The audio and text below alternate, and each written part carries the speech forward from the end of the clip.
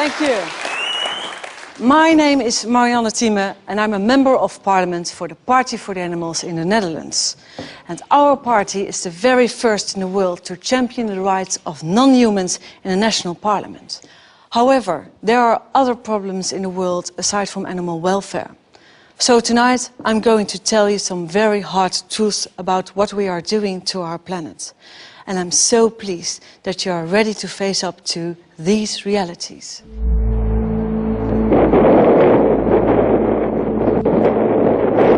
If you look at the 10 hottest years ever measured, they've all occurred in the last 14 years.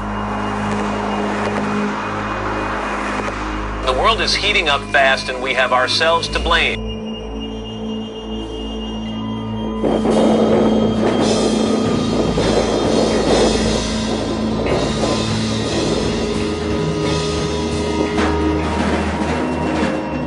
Global warming is real, and we humans are almost certainly the cause.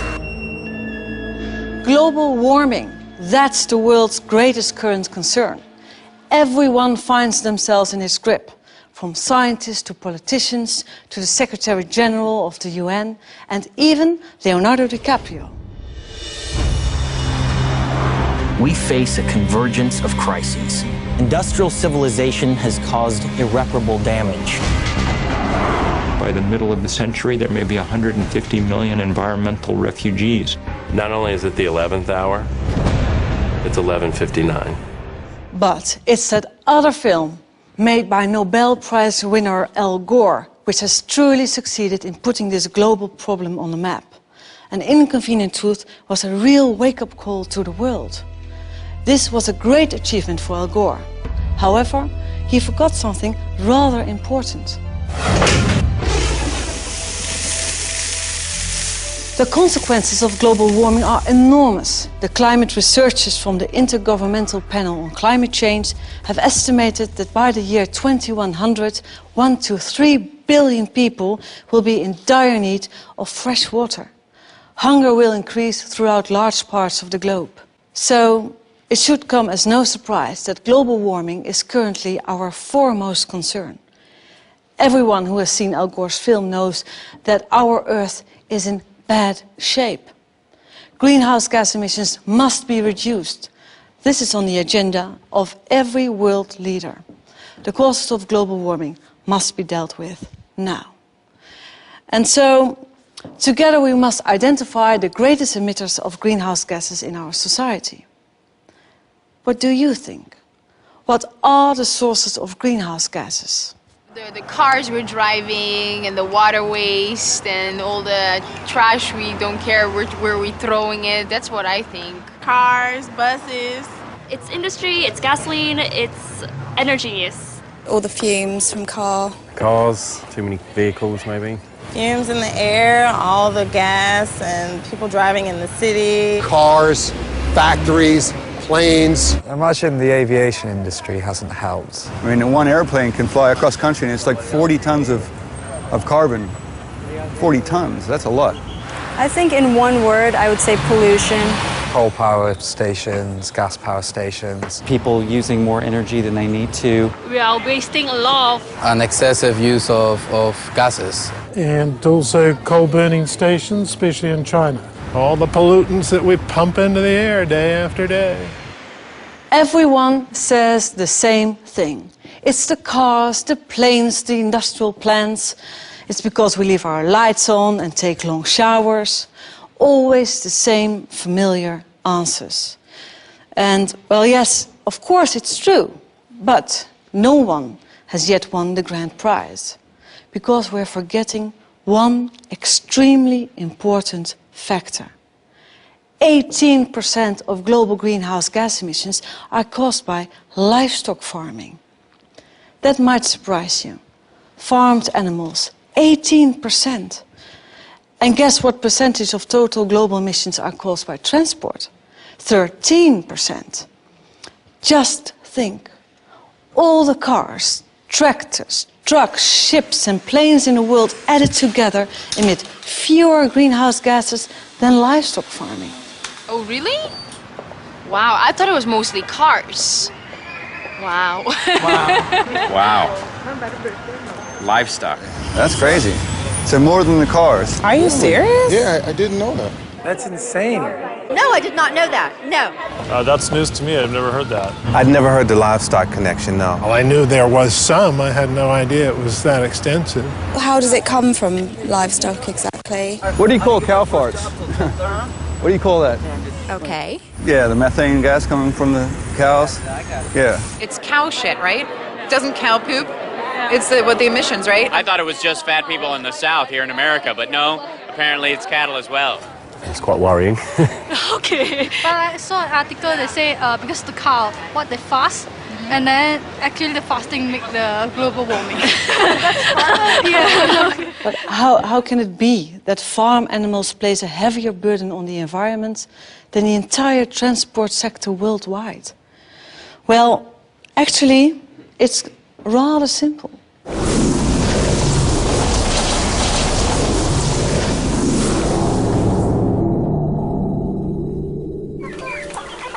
Once upon a time, a farmer was someone who owned land and some animals. Nice and quiet around here. If there was more land, then he bought some more pigs, a few chickens, and some cows. Well, that's a fine kettle of fish. You know what? All that grubbing around outside takes far too long. We're going to fatten you up and fast. It's not a fairy tale storybook. You're there to be eaten. Not sure that's such a compliment, really.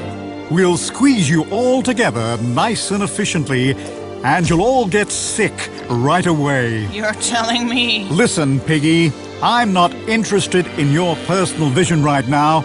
In the Netherlands alone, you lot produce 70 billion kilos of dung. Do you know how bad that is for the environment and the climate?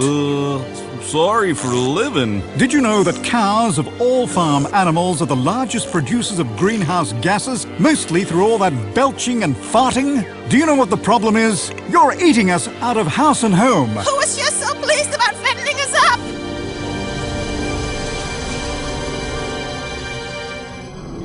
But all that food has to come from somewhere, doesn't it? So we destroy the rainforests and plant soya crops instead. But the rainforests are really important for the absorption of carbon dioxide.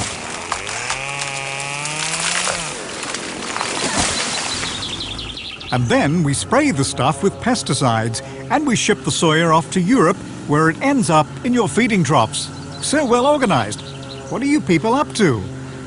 Well, that's not our fault. Who actually wants to eat meat anyway? The consumer, okay? Is there something wrong with that? Well, that's a good question. Who actually eats so much meat? Eating meat is a luxury that we've got all rather too used to. Don't dare touch our steaks. Keep your hands off our barbecues. But once it becomes clear that all this meat is making a major contribution to the destruction of our Earth, shouldn't we think again? And yes, I hear some of you thinking, here we go again, yet another vegetarian fanatic. But I'm certainly not the only one who's worried about this issue.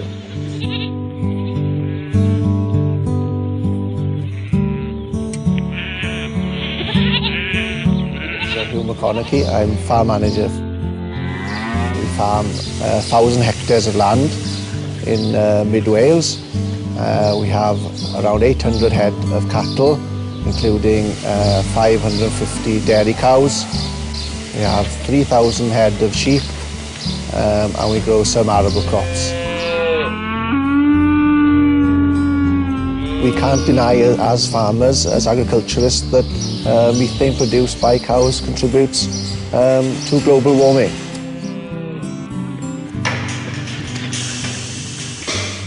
I'm David Davis. I work at the Institute of Biological, Environmental and Rural Sciences at Aberystwyth University. Cows have a very complex digestive tract, more complex than humans. Within their stomach, they are able to digest plant fibre, and humans cannot. To do that, they need a very complex mix of bacteria and fungi and protozoa within their digestive system. Now, these microorganisms do not have access to oxygen, and the food that we eat as people gets converted into carbon dioxide and water. Because ruminants in the rumen don't have access to oxygen, they need to produce a different range of end products. And one of the key ones from the rumen is methane. When you compare with carbon dioxide, methane is 21 times more potent. The cow eats the feed in front of it, and it goes into its stomach, and as a result of that, the cow burps a lot. And this gas, which is produced when the animal burps, is one of the gases linked to warming and the greenhouse effect.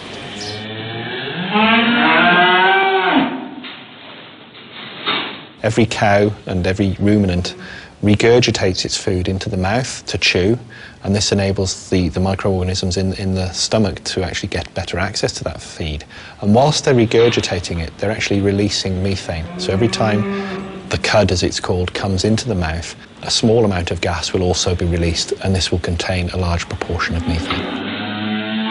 No, we don't notice anything about it because it's just a natural process which occurs in all ruminants. The dairy cow that's producing 8,000 to 10,000 litres of milk every year will produce around 500 to 700 litres of methane every day. So your average cow will produce around 700 litres of methane per day. This is equivalent to the amount of greenhouse gas CO2 emissions produced by a big 4x4 vehicle travelling around 35 miles per day. The ruminant population within the world is probably growing, and it has to grow in line with the growth in population in order to feed that population. I think it should concern everybody. In 2006, the Food and Agriculture Organization of the UN, the FAO, published an important report which first brought the link between livestock farming and climate change to light. I'm now going to speak to Dr. Henning Steinfeld, the chief author of this report. Dr. Steinfeld, you have calculated that livestock farming is responsible for 18% of greenhouse gas emissions. That's quite a lot. In fact, 18% is quite a lot. It has to do with the fact that in this assessment we took into account all the changes in land use that are related to livestock, the production of animals in terms of methane, the manure management in terms of also methane and nitrous oxides, and the various steps of the feed production, livestock production, processing, transport, and so on that have to do with livestock and feed commodities. And this is how you get to 18%. Okay. How did you respond yourself when you were confronted with these figures? I knew it was high. I knew also the impact on water and biodiversity was going to be very significant. I didn't expect it to be quite as high, but this is the figure we came up with. And what do you think? What was the most shocking, amazing conclusion from your report? Well, I think one of the issues is that this huge environmental impact that livestock have is not well understood by the public. It is not even well understood by the farmers themselves. So there is actually a strong case for regulating the livestock sector much more than is currently the case. Thank you. Everyone is talking about global warming and trying to find out why it is happening. But how can it be that livestock farming is hardly ever mentioned as one of its causes? Certainly when more and more scientists have made the link between livestock farming and climate change.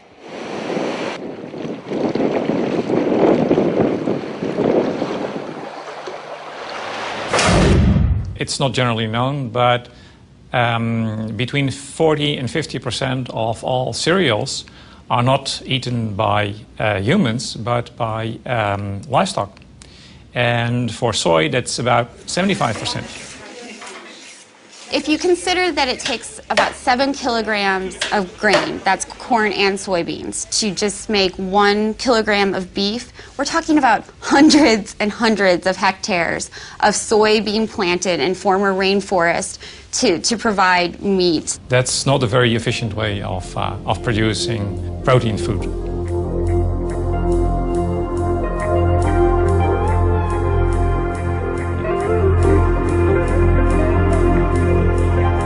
The soy is being imported from places like Brazil. Brazil has the biggest soy export market in the world, and their soy production has grown since the 1960s, something like 57 times. So they're just producing more soy than ever before. And most of that soy is being produced in very environmentally sensitive areas, including the Amazon rainforest and the Cerrado, which is a woodland savanna.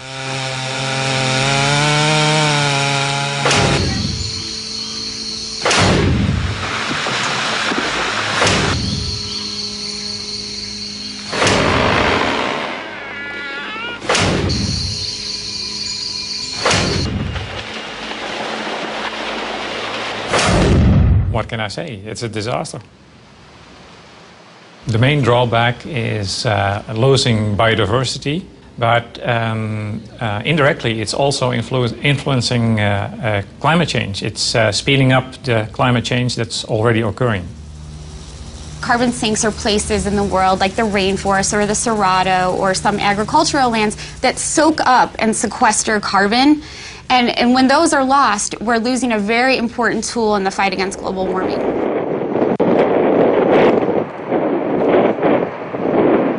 Today, there's nothing more important than trying to contain the problem of global warming.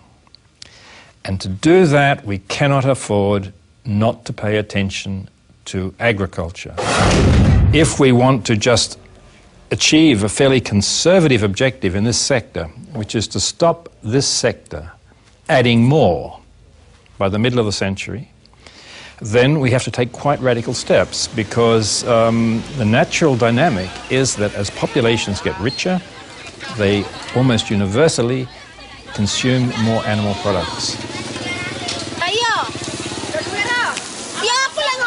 In the global context at the moment, this argument really, in a way, focuses on China, because China is the biggest increaser in meat consumption. It's doubling every 10 years. The population of pigs and chickens in China is doubling every 10 years. These are monogastric animals. They don't create a greenhouse gas problem in terms of methane release, but they do create environmental problems because they have to be fed. And the feedstuffs have to come from global sources, and they come from soybean production in Brazil, which comes from deforestation and so on. If the rich countries keep on consuming at their high level, and countries like China come up to our high level, then the situation will be much worse, and that will make it very much more difficult to achieve global warming targets overall. So it's rather strange that most governments only focus on quick fixes, like taxes on gas guzzlers. Certainly when you realize that research shows that in a year, a cow in the Netherlands will produce just as many greenhouse gas emissions as a car that drives 70,000 kilometers. 70,000 kilometers. This means driving around the globe more than 1.5 times. In a medium-sized car, I should add. The image we get to see of global warming is always so one-sided. We only get to see factory chimneys and traffic jams. Where are the public information campaigns about the relationship between carbon emissions and eating meat? I certainly haven't seen them yet in the Netherlands, despite the fact that we slaughter 500 million animals here each year. Animals, however, discover exactly what factory farming is very early on in their lives. Piglets, for example, are castrated without anesthetic. Their tails are docked, they are forced to live in dark concrete stalls and usually only see daylight when they are taken to slaughter. It's not much different for other factory farmed animals. Take laying hens, for example. They are crammed into battery cages and their beaks are trimmed to stop them from pecking one another. Since 2006, I have represented the Party for the Animals in the Dutch Parliament, and I strive to put an end to these kind of practices. But my work doesn't just stop at animal welfare. It's only recently that the Dutch Environmental Agency has sounded the alarm at the speed at which we are exhausting the earth and its resources. The Netherlands uses 4 times its own surface area to produce what we consume. Think of it like a buffet. We are heaping up our plates with enough food to feed 4 people, which means that there will be not enough left for those at the back of the queue. 1 billion people on our planet suffer from obesity, while elsewhere 1 billion people go to bed hungry every night. Something is seriously askew, and we should really talk about it.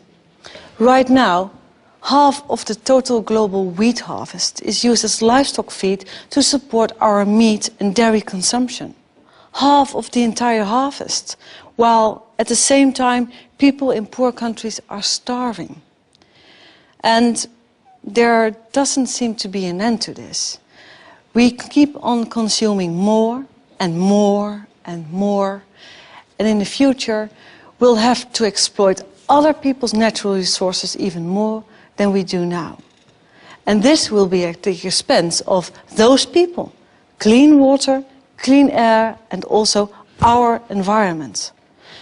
So let me sum this up for you.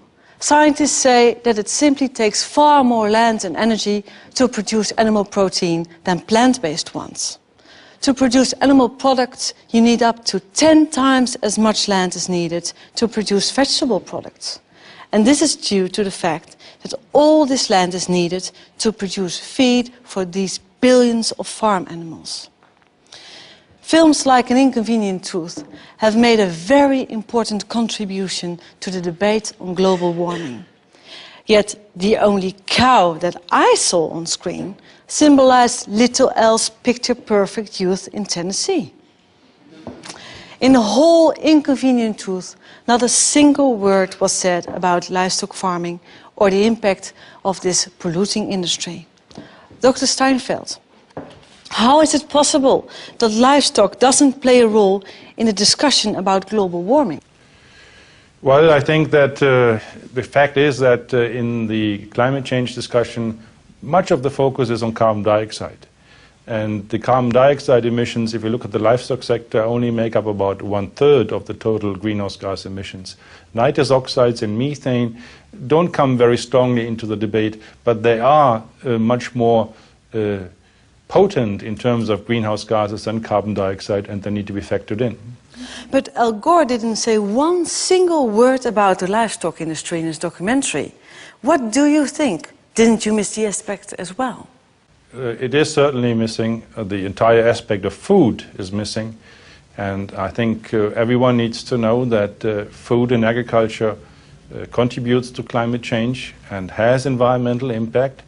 And one needs to make choices if one wants to be environmentally friendly that are in line with the environmental impact of producing various types of food. Well, I think he should have said something about it. Have you ever tried to convince him? Well, I'm not someone who knows Al Gore personally. I think that at my level, publishing results and talking at conferences and talking to the media, such as in this case, is all I can do. Well, thank you. He doesn't know it either. So I went to the United States to find an answer to this question. Unfortunately, Al Gore was busy, but I did manage to speak to some other people who had quite a bit to say on the subject.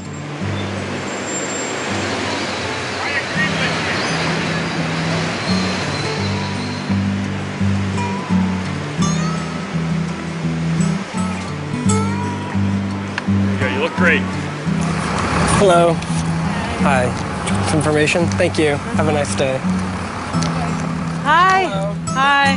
Hi. Hi, nice to meet you finally. Yeah. Yeah, you do such great work. Thank you. Thank you. Yeah. Having a good time. Yeah, what are you doing here? Well, we're out here trying to show people that if they're eating meat, they're engaging in the #1 most environmentally destructive behavior they could engage in. And showing people that rather than cars and trucks and SUVs, even rather than planes, meat is the #1 cause of global warming. Do people believe that when you tell them? People are shocked to find out. We hear so much about cars and trains and planes and energy, and people don't realize that it's actually the meat on their plate that's causing global warming rather than the car that they're driving even. Get you some information here? Thank you. Thank you. How's it going? There you go. Check that out when you get a chance. Thank you. Check that out. Thank you. We use this catchy phrase, climate change.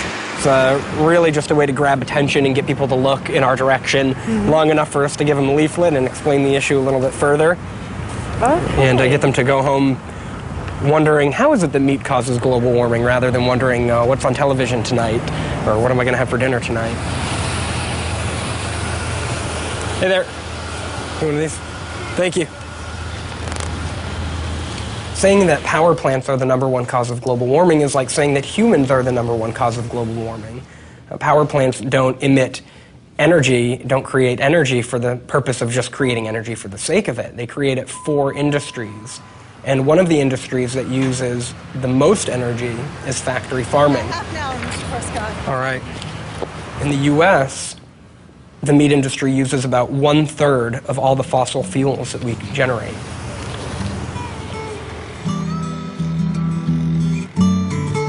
Headquarters of People for the Ethical Treatment of Animals, in short, PETA. They have almost 2 million members and are active worldwide. I love this one as well. Oh, yeah. This is very famous one. We've got this. I suspect that for Al Gore and for a lot of other people, it's just too inconvenient of a truth. Gore was a politician and is beholden to a lot of industry people in many different industries, probably in the meat industry too. And while he certainly has done admirable work, it's disheartening, to say the least, that he has continued to ignore the fact that the meat he's eating every night for dinner is the #1 cause of global warming.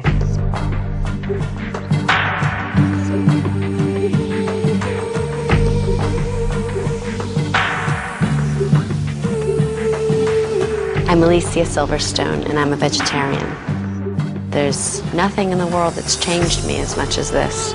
I feel so much better and have so much more energy. It's so amazing. There's a prominent environmental group in the U.S. called Environmental Defense, and they recently wrote on their website that if every American replaced chicken with vegetarian foods in just 1 meal per week, it'd be the equivalent in carbon dioxide of taking about 500,000 cars off of U.S. roads.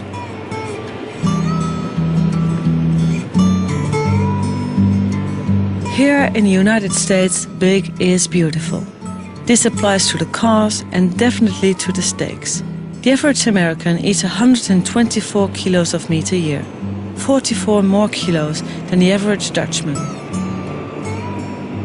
At night, at the hotel, I watch a classic about American factory farming. Here you go, Leo. Psst. Leo. Who are you? And how did you know my name? I am Muphius, and I know a lot about you. Have you heard of the Matrix? The Matrix? Do you want to know what it is? Okay. The Matrix is all around you, Leo. It is the story we tell ourselves about where meat and animal products come from. This family farm is a fantasy. Take the blue pill and stay here in the fantasy. Take the red pill and I'll show you the truth.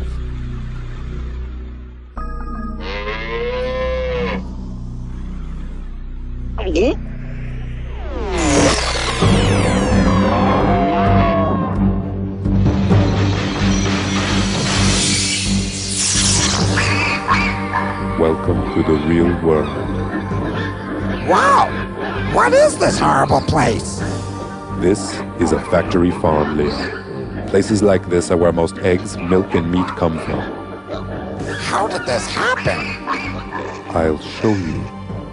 In the mid-20th century, greedy agriculture corporations began modifying sustainable family farming to maximize their profits at great cost to both humans and animals.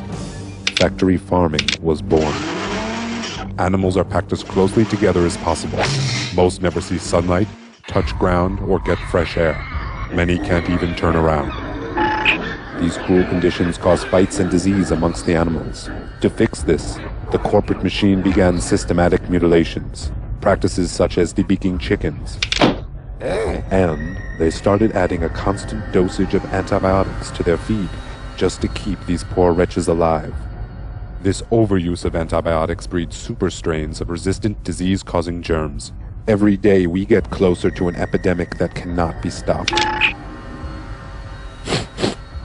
Ew! What's that smell? 12 million pounds of excrement. This pollutes the air and groundwater. That's why communities near factory farms often suffer from high levels of related sicknesses. Well, it smells like shh. And what's more, factory farming corporations have been destroying communities and mistreating their workers for decades. Since 1950, over 2 million small hog farms have disappeared. If they continue at this rate, there'll be no real independent family farms left. That is the matrix, Leo. The lie we tell ourselves about where our food comes from. But it's not too late. There is a resistance. Count me in!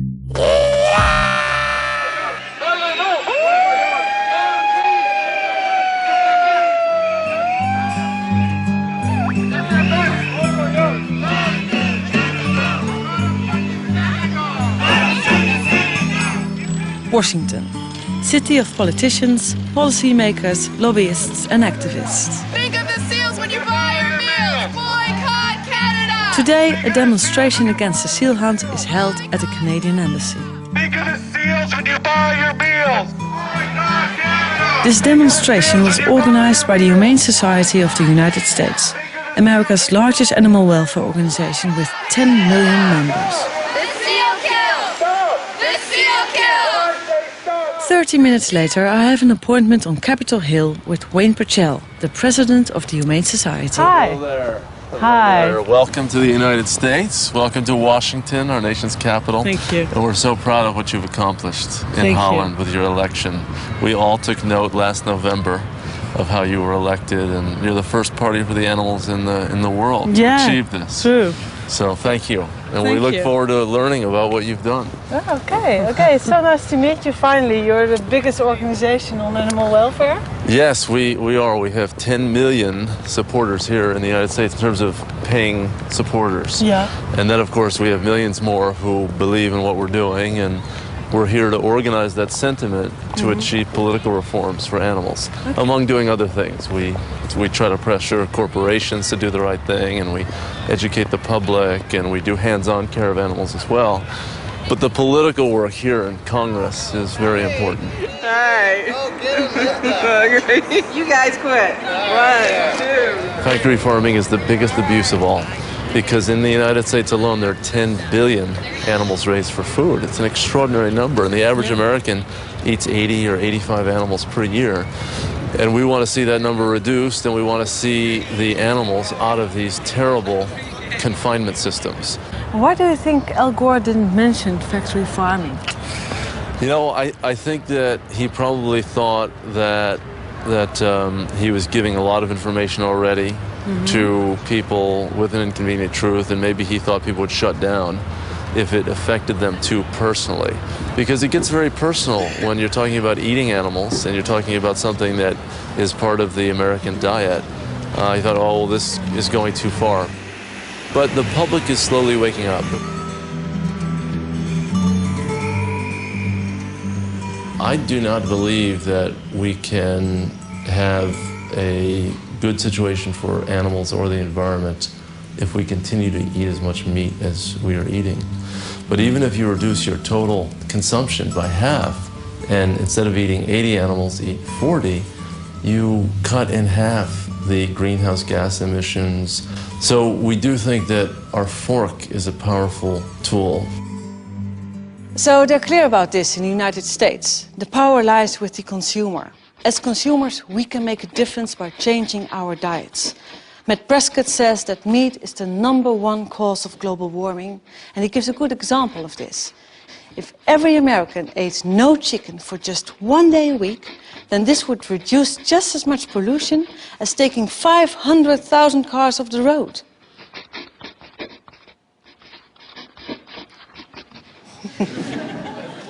It's funny. Okay, I can hear you thinking, meat and other animal products are bad for the environment. I get it. But don't we need meat and milk for our health? Where else do we get the calcium for our bones, the iron for our blood, and the vitamins and minerals we need to keep us healthy? Advertisers and food producers have done so much to indoctrinate us that you nearly end up believing it.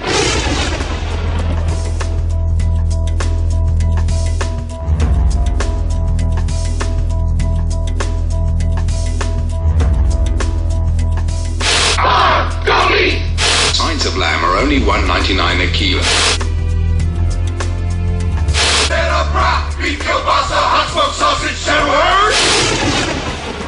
The message is clear. Milk is essential, meat is good for you, cheese is healthy for us all.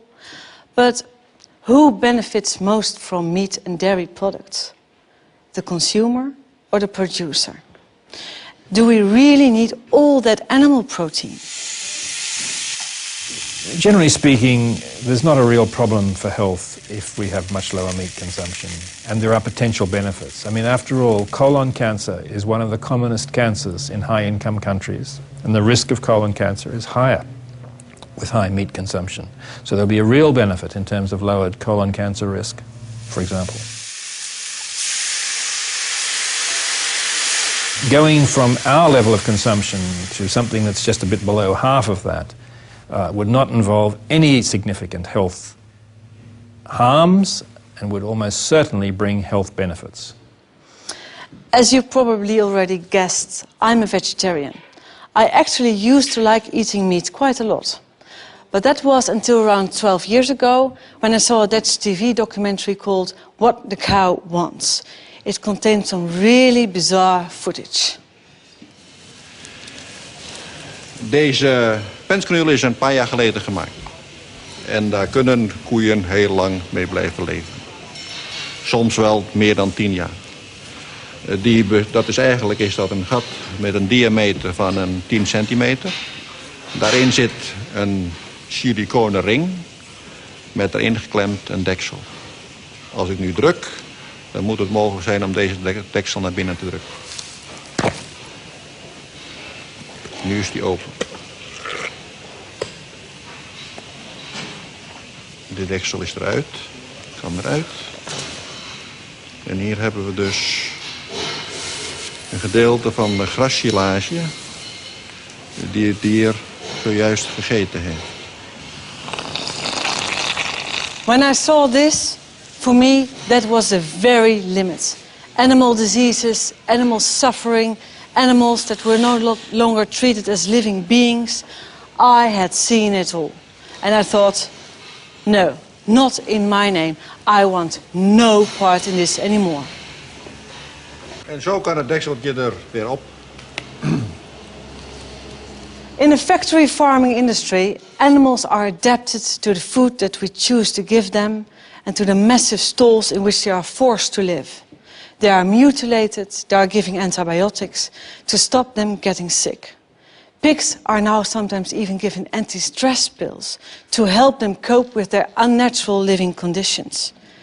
Yet the fact that it turns out that livestock makes an enormous contribution to greenhouse gas emissions by belching, farting and defecating doesn't necessarily mean that we'll start keeping fewer cows, pigs and chickens. No, the industry will simply dream up something new. Would you believe it? They now even make fist-sized pills to stop cows from farting so much. But you know, consumer resistance against factory farming is steadily growing due to the increasing awareness of animal suffering that it entails. And sometimes you come across people from an entire different background who surprise you. It was in America that I met a man who is known as the Mad Cowboy. He was a factory farmer who got out of the livestock industry and went vegetarian around the time of the mad cow disease crisis in Europe.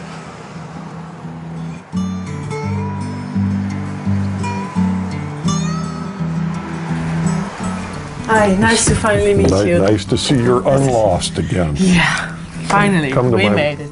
My humble abode. Thank you. Oh, it's nice and warm here. This is on the farm, and this is one of the dogs we had, which was Sam, good critter. That's the farm.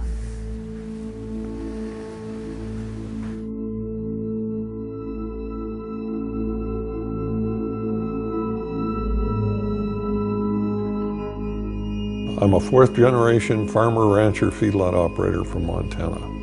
At one time, I had 7,000 head of cattle, 12,000 acres of crop, and 30 employees. I spent 45 years of my life in production agriculture. Not something I learned from a book. I learned it by doing it. I was a factory farmer, the worst of all. Not a family farmer, but a factory farmer. Never met a chemical I didn't like. We'd actually grind up animals and feed them back to our animals. Had all of the bad habits. What are you doing here? Branding. Oh. See there? I've branded hundreds of thousands of animals. It's still allowed. It's still allowed in America? Absolutely. 1979, I ended up paralyzed from the waist down. Doctor told me I had a tumor on my spinal cord. He said if that tumor's on the inside of the cord, you have less than 1 chance in a million you will ever walk again.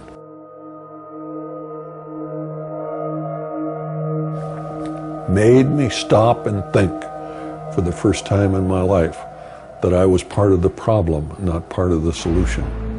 I saw the birds die, I saw the trees die, I saw the soil changed. And it was not until I was paralyzed that I was willing to admit that I was the problem. I ended up with a 1 in a million operation. I've walked out of the hospital with a 1 in a million operation, but I walked out a much different individual than I walked in. I knew that what we were doing was wrong, was absolutely, totally non-sustainable. Here's a scone that my wife made. Try that.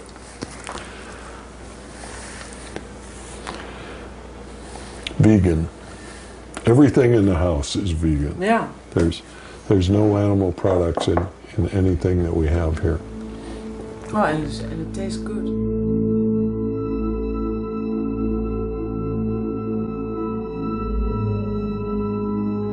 Everybody thought the same way. It was mass hysteria. Everybody was doing it. It must be okay.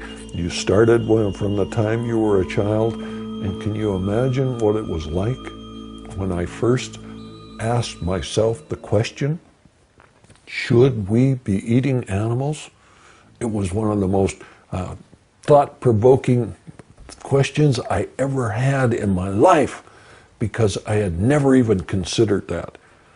No. And when you stop and think about it, it is so straightforward and open. Should we eat animals? Absolutely not. Do we need them for protein? Absolutely not. Are they good for us? Absolutely not. Do they enjoy us eating them? Absolutely not. My hometown newspaper put my picture in the front page, and it said, Montana's most famous vegetarian. I picked up the phone and I called him up and I said, why don't you tell it the way it is? Montana's only vegetarian. They said, no, we have one of you kind of guys here at the paper, so we know there are two. But people don't want to believe that somebody that from the inside of the industry, you know, that when you look at it, the one thing when I debate the issue with somebody from the industry, their common defense is, oh, well, you don't understand.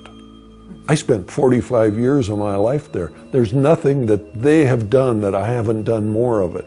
I've milked more cows, I've slopped more pigs, I've fed more animals, and when they tell me I don't understand, I understand.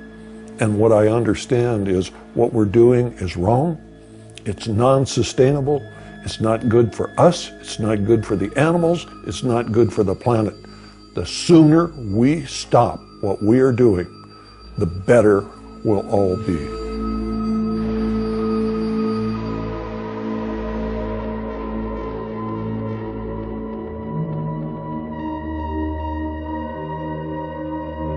Did you also notice that there are more women vegan or vegetarian than men? Well, yeah. You know why? Tell me why. They're smarter. Ah. Yeah. Do you know why women live longer than men? Tell me. Because men have to live with women. You know, what I did is I went out on the road and I started talking to people. I traveled about 100,000 miles a year. It was not unusual for me to do 3 or 4 lectures a day. Some of the groups were large, some of them were small. The largest group I ever talked to was 40,000. The smallest was 2. We should never count the crowd. You never know how many people that are there are going to get the information. My job was not to save the world. My job was to do everything that I could do so people would make better choices. And I've done that now for over 20 years. And I think that when I had the opportunity, I was able to change the way a lot of people thought. Was it going to be enough? I don't know. But I did what I could. Do you think there are more vegetarians now? Oh, sure. You know, my hometown actually had a vegan restaurant. Isn't that amazing? The man that gets the Nobel Prize for the film on global warming neglects the #1 cause of global greenhouse gases? Does that give you some idea of the power of the industry? That a man that was out there to change the world on global greenhouse gases, do you think he did not know about it? Or was he just unwilling to stand up to the power that they had? When I went on the Oprah show and I told a few million people that we were grinding up cows and feeding cows, they sued Oprah, Harpo Production, and myself for 6 years in court. Cost us hundreds of thousands of dollars to protect ourselves for telling the truth. My reaction is that free speech not only lives, it rots. Maybe Al Gore was worried about the power of the industry, or maybe he was self-serving because he actually raises cattle himself. And if you look at Al, since he left office, there is no doubt in my mind that he's eating well too many of them.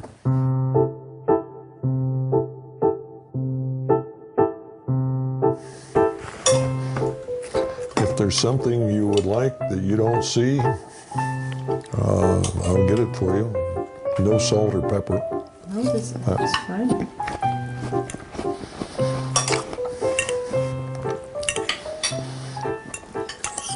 What was your favorite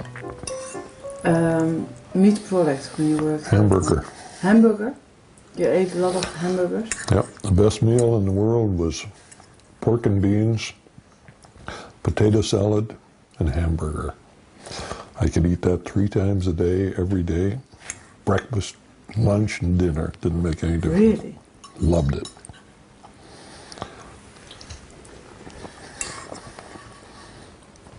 Turned out okay.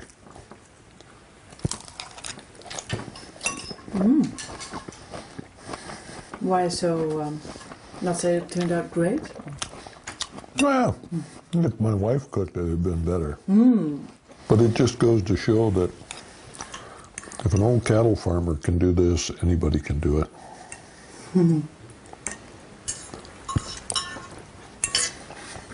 It's just a matter of time. It doesn't mean that we should slack off on what we're doing. But if we do everything we have the capability of doing, we will win. There's no doubt in my mind. The FAO has made some very interesting calculations. Between 1950 and the year 2000, the world population grew from 2.6 billion to 6 billion people. Yet meat production increased fivefold, from 45 to 233 billion kilos of meat each year. It's predicted that there will be 9 billion people living on our planet by the year 2050. And what will happen with the meat production?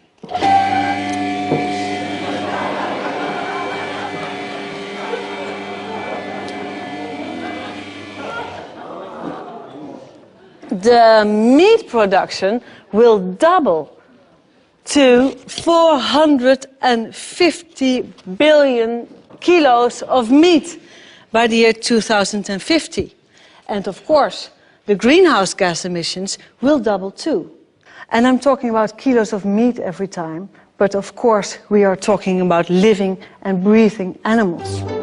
In a lifetime, the average European will eat 7 sheep, 24 rabbits, 43 turkeys, 789 fish, a third of a horse, 5 cows, 42 pigs, and 900 chickens.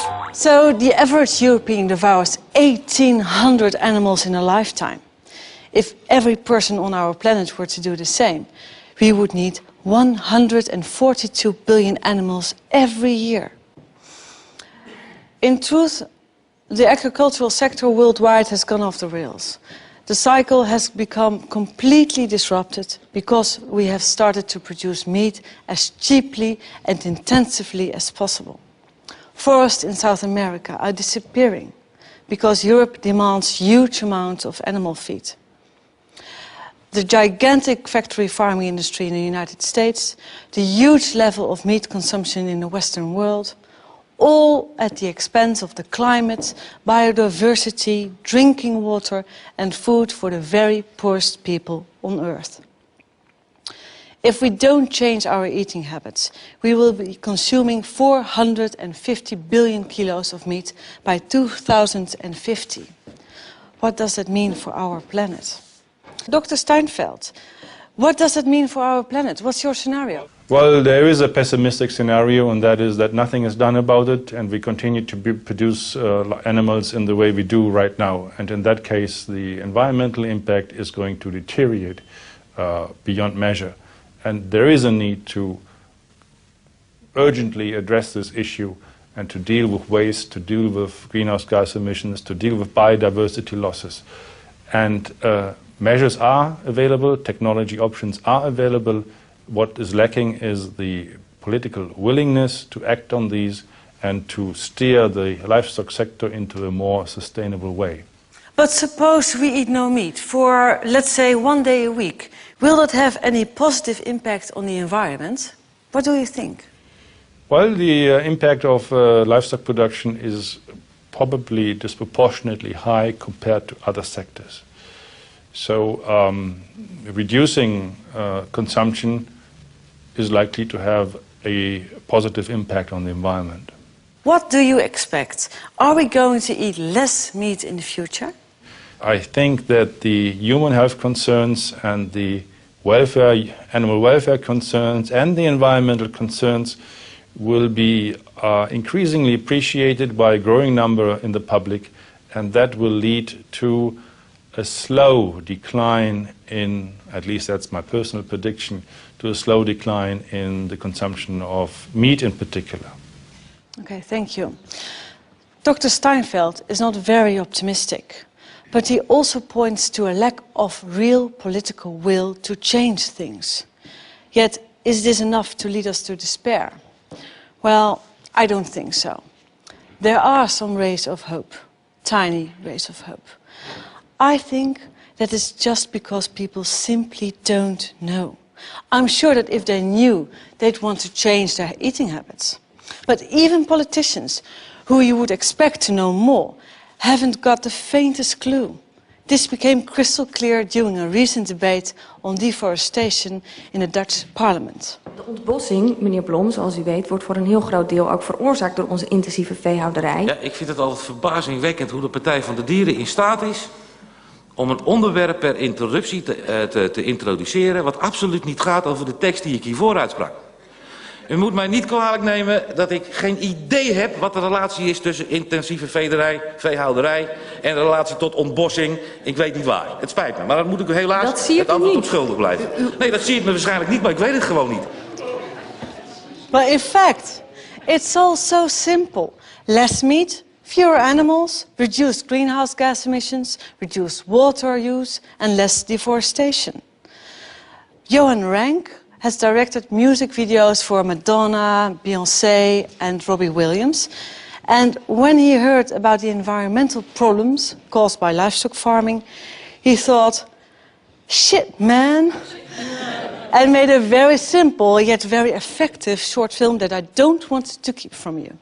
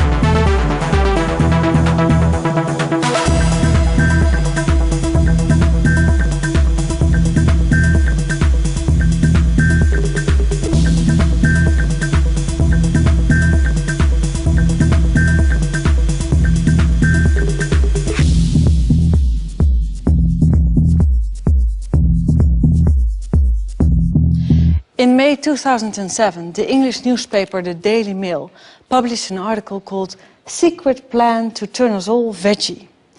And I quote, "Secret plans to encourage the nation to give up eating meat are being examined by the government to help save the planet. A leaked email expresses sympathy for the environmental benefits of a mass switch to a vegan diet." That's interesting. How much could reduced meat eating contribute to carbon savings?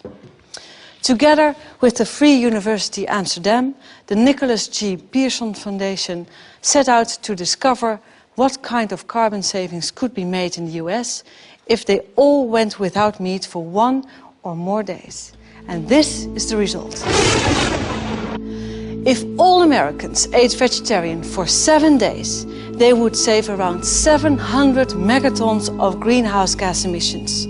That would be just the same as taking all the cars in America off the roads. Every single car. If everyone in America didn't eat meat for 6 days a week, this would make the same carbon savings as eliminating the total electricity use of all households in the States. This would result in carbon savings equivalent to planting 13 billion trees in your garden and letting them grow for 10 years. That's 43 trees for every American. This would result in carbon savings equivalent to halving the domestic use of all electricity, gas, oil, petroleum and kerosene in the United States. If all Americans cut out meat for 3 days, they would save almost 300 megatons of greenhouse gas emissions. This would have a greater impact on reducing global warming than if all cars in the US were replaced with Toyota Priuses. This would have the same positive effect on reducing greenhouse gases as replacing all household appliances like fridges, freezers, microwave ovens, dishwashers, washing machines, tumble dryers, and so on and so forth. And I mean replacing all appliances with energy efficient ones. Wouldn't that be great? What do you think? Would cutting out meat for just 1 day really have any effect? Well, I was flabbergasted with the results.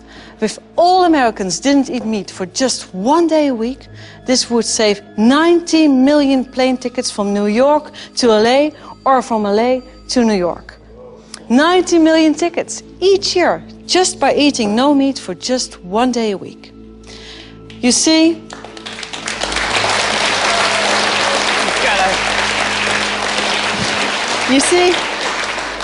a small step for a man is a giant leap for humanity and all living creatures. And you don't have to wait. You can start today with your own tasty and simple solution to the climate problem. The question we have to ask ourselves is simply, how many days a week shall I go without meat to reduce global warming? I think it would help, especially if they did 1 day a week. I think that makes a huge difference. It makes a huge difference not only for the environment, but for the animals themselves, and then for our bodies. Not only think it would help what you're talking about, but I think it would help the karma also. Greenhouse gas is a really important thing. Global warming is really important. But does anybody ever talk about the amount of water it takes? There's so much waste. And I think if more people were aware of that, they would make the choice, because it's a very easy thing to do. It's a very easy choice to make, to just skip meat for a day, 1 day a week, you know, and then 1 day becomes 2 days, and then 2 days becomes 3 days, and gradually it can make a significant impact. Absolutely. Being a vegetarian uses 1/10 the resources than eating meat does, so obviously it would help, you know, perpetuate human life on Earth that everyone did. Hopefully it all turns around. I think it definitely was the missing part of the inconvenient truth. Animals are suffering, people are suffering. I mean, we need to do something quickly. You know, you can't be a meat eater and call yourself an environmentalist. You can get a lot of protein from peanuts. I was raised in Canada, meat and potatoes. I never was a big meat eater my whole life, but you're raised that way, and it's really hard to switch gears. So I think when people just do the best they can. Should all eat less animals, or maybe just none. I think that would make a tremendous difference. You don't have to go 100% vegetarian, but we don't have to just have this mass gorging of meat that happens especially in the United States of America. Yes, I don't expect everyone on the planet to give up all meat. I think that's unrealistic, but I do think we could get people to understand that meat shouldn't be something they have for their own health on as regular a basis as they do have it. People don't think twice when they eat meat. People don't think twice the way their meat is manufactured. People don't think twice about those factory farming practices because it's not as close to them. But yet, if you're driving in a car, an SUV that may be much bigger and is not a hybrid, possibly like your car, is something that you can pick on. It's an easy thing to pick on, but we need to start picking on ourselves, and we need to start picking carefully what we eat, how we eat, when we eat it, where we get it from. We need to do the research and do the work to find those things out and make ourselves smarter. So if we're going to talk about SUVs and car emissions, we can also be smart enough to find out where most of those emissions are actually coming from. Right.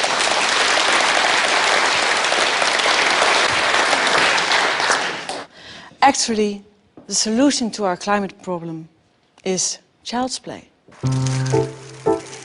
The production of 1 kilogram of beef is just as bad for the environment as driving around in the car for 3 hours while you left all your lights on at home. If all people in the world started eating as much meat as we do, then we'd need nearly 3 planets to be able to feed them all. And that's not possible.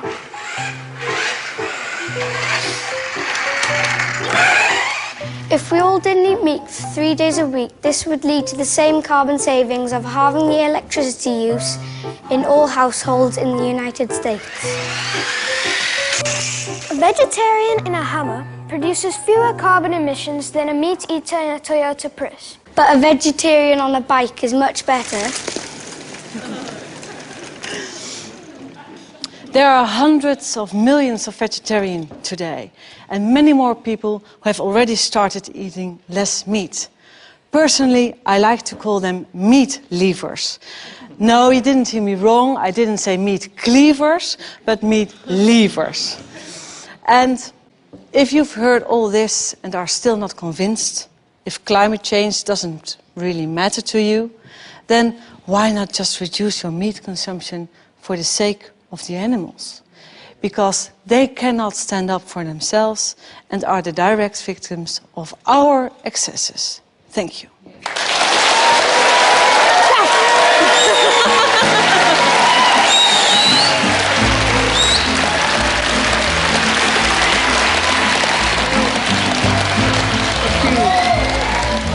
Fat and docile, big and dumb, they look so stupid, they aren't much fun. Cows aren't fun. They eat to grow, grow to die, die to be et at the hamburger fry. Cows well done. Nobody thunk it, nobody knew, no one imagined the great cow guru. Cows are one. He hid in the forest, read books with great zeal. He loved Che Guevara, a revolutionary veal. Cows say tongue. He spoke about justice, but nobody stirred. He felt like an outcast, alone in the herd. Cow doll drums. He moved, we must fight, escape or we'll die. Cows gathered around, 'cause the stakes were so high. Bad cow pun. But then he was captured, stuffed into a crate, loaded onto a truck where he rode to his fate. Cows are bummed. He was a scrawny calf who looked rather woozy. No one suspected he was packing an Uzi. Cows with guns. They came with a needle to stick in his thigh. He kicked for the groin. He pissed in their eye. Cow well hung.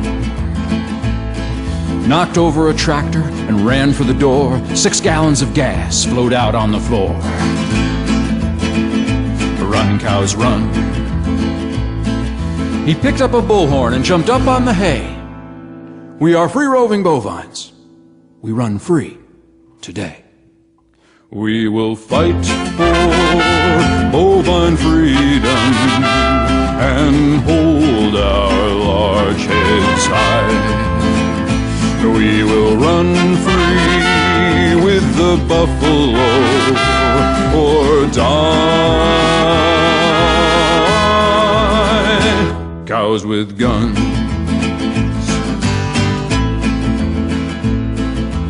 Crashed the gate in a great stampede, tipped over milk truck, torched all the feed. Cows have fun. 60 police cars were piled in a heap, covered in cow pies, covered up deep. Much cow dung. Black smoke rising, darkening the day. 12 burning McDonald's. Have it your way. We will fight for bovine freedom.